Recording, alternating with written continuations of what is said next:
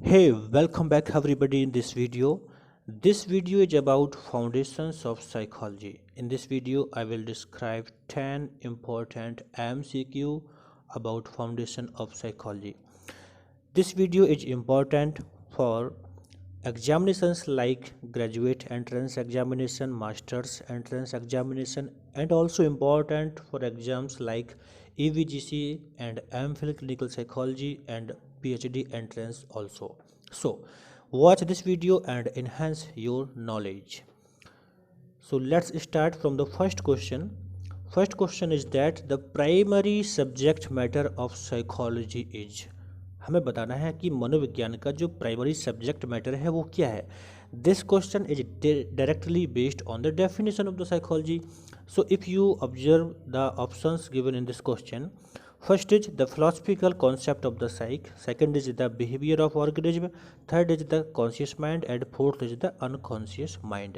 So according to the definition of psychology, psychology is basically the behavior of organism. What? Psychology is the basically behavior of organism. हम मनोविज्ञान में organism के behaviour को study करते हैं. So B option is correct. Now the next question, which one of the following is not a goal of scientific psychology. हमें बताना है कि इन चार ऑप्शन में से कौन सा साइंटिफिक साइकोलॉजी का गोल नहीं है. So first option is to abstract behaviour, to explain behaviour, to predict behaviour and the control behaviour.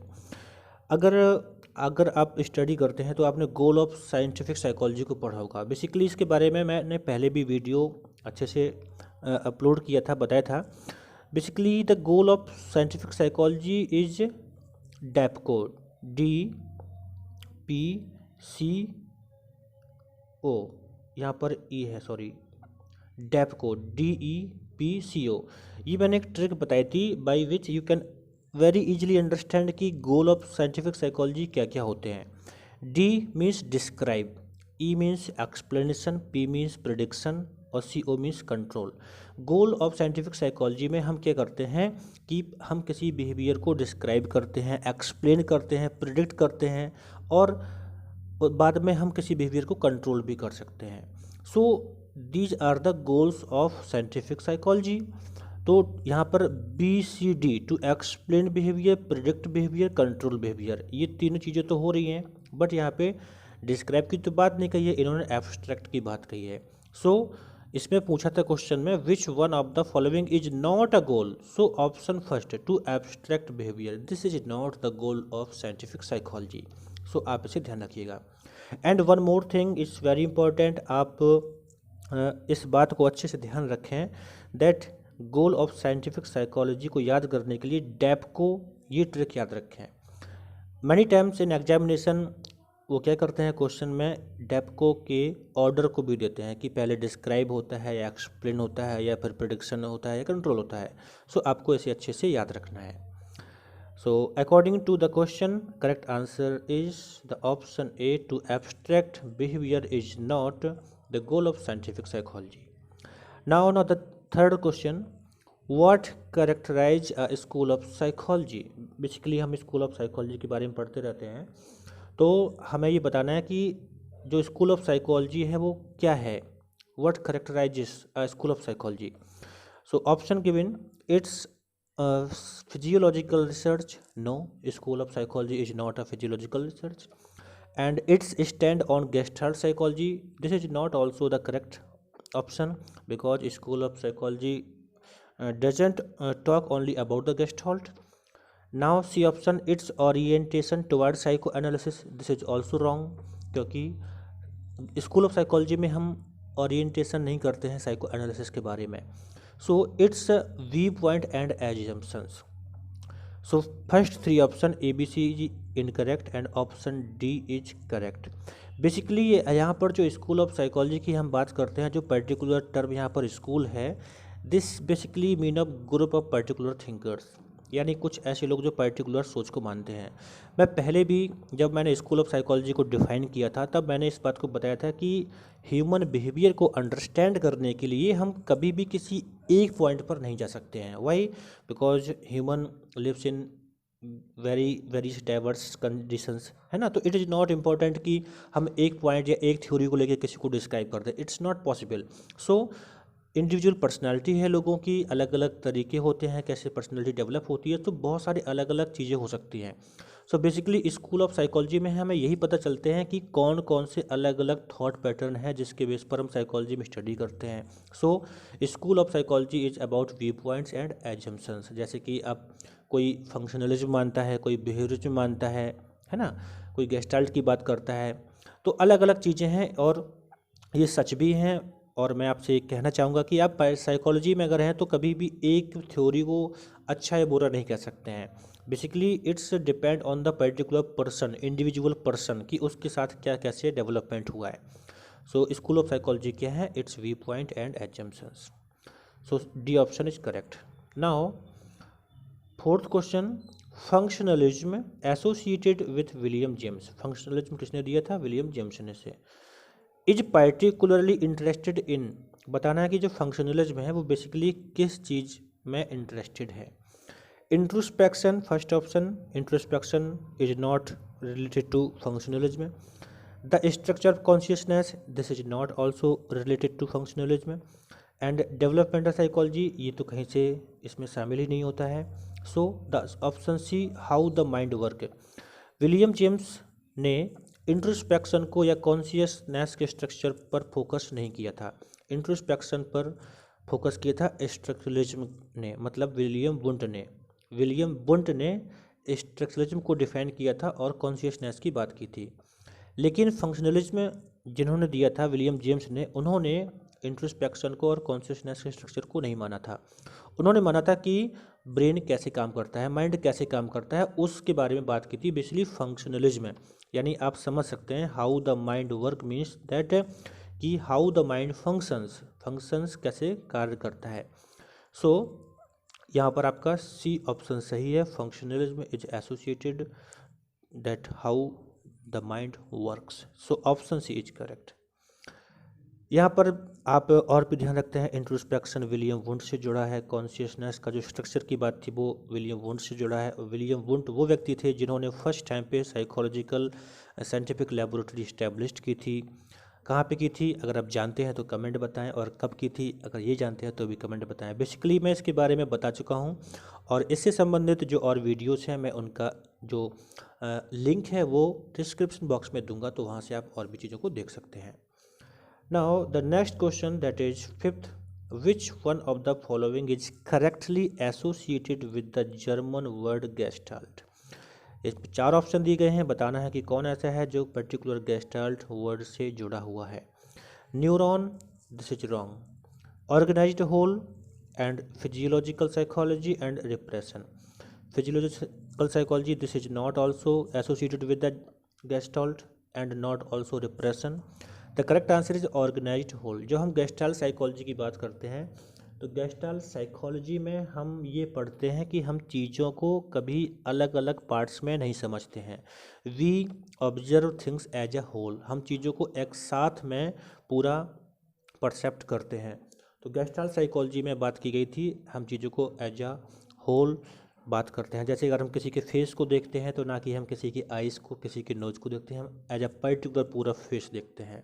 तो आपका जो ऑप्शन बी है that is correct, organised whole. Repression शब्द है, this is the from Sigmund Freud theory, जहाँ पर हम जब डिफेंस मैकेनिज्म के बारे में बात करते हैं तो वहाँ पे हम रिप्रेशन की बात करते हैं।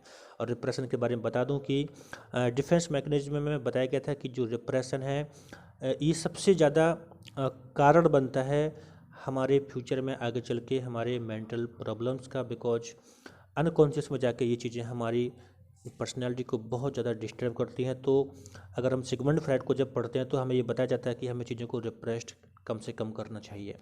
तो यहाँ पर जो करेक्ट ऑप्शन था that is the B option, organised whole. Now the next question number 6, what school of psychology indicates that it is important to study behaviour itself not the mind और कॉन्शियसनेस। देखिए basically school of psychology कभी एक साथ नहीं आए थे, जो thought pattern है, जो थिंकर्स है, वो एक साथ सभी नहीं आए थे। किसी ने एक बात कही, जैसे पहले स्ट्रक्चरलिज्म की बात कही गई, विलियम वुंट ने कहा कि कॉन्शियसनेस के स्ट्रक्चर को स्टडी करते हैं, तो किसी ने कहा नहीं ऐसा नहीं होता है, उन्होंने अपने अलग थॉट पैटर्न को दिया, है ना। तो यहाँ पर कहा गया what school of psychology indicates that it is important to study behaviour itself, यानी बिहेवियर को खुद ही स्टडी कर सकते हैं, ना कि हम माइंड को और कॉन्शियसनेस को स्टडी कर सकते हैं। सो बेसिकली ये बात बिहेवियरिज्म में ही कही गई थी। स्ट्रक्चरलिज्म में कॉन्शियसनेस की बात कही गई थी, साइको एनालिसिस सिगमंड फ्राइड का है, और फंक्शनलिज्म में विलियम जेम्स का है। तो ये तीनों चीज़ें अलग हो जाती हैं आपके स्टडी बिहेवियर इटसेल्फ के लिए। तो बिहेवियरिज्म में खुद बात करता है कि बिहेवियर को कैसे स्टडी किया जाता है। तो आपका ऑप्शन ए यहाँ पर सही है। आपके लिए काम देना चाहूँगा कि आप बताएं कि साइको एनालिसिस किसने दिया था और फंक्शनलिज्म किसने दिया था। स्ट्रक्चरलिज्म के बारे में मैंने इसके प्रीवियस क्वेश्चन में आपको बताया था। Now the next question number 7, the principal assumption of psychoanalysis is that. हम जब साइको एनालिसिस की बात करते हैं तो इसकी जो प्रिंसिपल एजम्पशंस है, बेसिक जो मान्यता है, वो क्या है। So option A habits determine behaviour, option B human beings do not have an unconscious mental life, option C human beings have an unconscious mental life, option D all motives are inborn.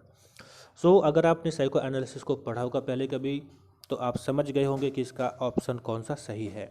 Basically मैं आपको बता दूं कि psycho analysis basically काम करता है कि जो ह्यूमन होते हैं उनमें अनकॉन्शियस मेंटल लाइफ होती है, और उन्हीं अनकॉन्शियस थॉट पैटर्न की वजह से, अनकॉन्शियस डिस्टर्बेंस की वजह से उनके बिहेवियर में प्रॉब्लम भी होती है, और साइको एनालिसिस इसी पर स्टडी करता है। सिगमंड फ्राइड ने इसको बहुत अच्छे से डिफाइन किया है। इसको लेके मैंने पर्सनालिटी थ्योरी में चीज़ों को बहुत अच्छे से डिफाइन किया है। अगर आप पर्सनालिटी थ्योरी में सिगमंड फ्राइड को अच्छे से समझना चाहते हैं तो डिस्क्रिप्शन बॉक्स में जाएं, वहाँ पर मैंने जो लिंक दी है उसे अवश्य देखें। आप बहुत कुछ अच्छे से नया सीख पाएंगे, समझ पाएंगे। So the correct answer of this question is the option C, human beings have an unconscious mental life, और अनकॉन्शियस मेंटल लाइफ पर काम किया जाता है साइको एनालिसिस के द्वारा। So option C is correct. Now the next question, 8th, the cognitive viewpoint stresses the importance of। बताया गया है कि जो cognitive viewpoint है वो किस बात पर जोर देता है। So option is learning, thinking, motivation, biological drives. So basically cognitive viewpoint is related to thinking. So option B is correct. हम जब कॉग्निटिव व्यू पॉइंट की बात करते हैं तो वहाँ पे लर्निंग, मोटिवेशन, बायोलॉजिकल ड्राइव्स की बात नहीं होती है, बात होती है हाउ वी थिंक। कॉग्निशन में बात होती है हमारे थिंकिंग पैटर्न की। So option B is correct. Now the next question, what view point stresses the importance of activity of the brain and nervous system. हम कौन से व्यू पॉइंट में हम बात करते हैं activity of the brain and nervous system. So option is the psychodynamic view point, the learning view point, the humanistic view point and the biological view point. So basically psychodynamic, learning and humanistic ये अलग चीज़ें हैं। जब हम बात करते हैं activity of brain and activity of nervous system, so this comes from the biological view point. Humanistic perspective अलग है, साइकोडायनामिक अलग है, लर्निंग का अलग है। तो यहाँ पर जब ब्रेन और नर्वस सिस्टम के एक्टिविटी की बात करते हैं तो हम बायोलॉजिकल व्यू पॉइंट से चीज़ों को समझने का प्रयास करते हैं। जैसे कि अगर किसी पर्सन को कोई बिहेवियरल प्रॉब्लम है, तो अगर हम साइकोडायनामिक की बात करेंगे या फिर लर्निंग की बात करेंगे, लर्निंग का मतलब जैसे कि उसने किसी बैड हैबिट को सीख रखा हो, साइकोडायनामिक में मतलब उसका कोई अनकॉन्शियस प्रॉब्लम हो, और ह्यूमनिस्टिक में मतलब कि हम मानते हैं कि बाई बर्थ ही ऐसा कुछ है। तो ये जनरल चीज़ें हैं। लेकिन जब हम ये बात करते हैं कि किसी पर्सन का जो बिहेवियर है वो उसकी एबनॉर्मल ब्रेन एक्टिविटी की वजह से हो सकता है, तब हम बायोलॉजिकल व्यू पॉइंट से बात करते हैं। So according to that option D is correct. Now the next 10th number question, psychotherapy is a work activity associated with what field of psychology। Basically बताना कि साइकोथेरेपी जो काम करती है वो किस फील्ड ऑफ साइकोलॉजी से जुड़ी हुई है। So not from experimental psychology, not from developmental psychology, not from physiological psychology. The correct answer is that psychotherapy associated with clinical psychology. So option C is correct. So finally आज मैं आपसे foundations of psychology के 10 questions को बताया हूं और उम्मीद करता हूं आप इनको समझेंगे, सीखेंगे और आगे मेरे साथ जुड़े रहेंगे। Thank you for watching this video.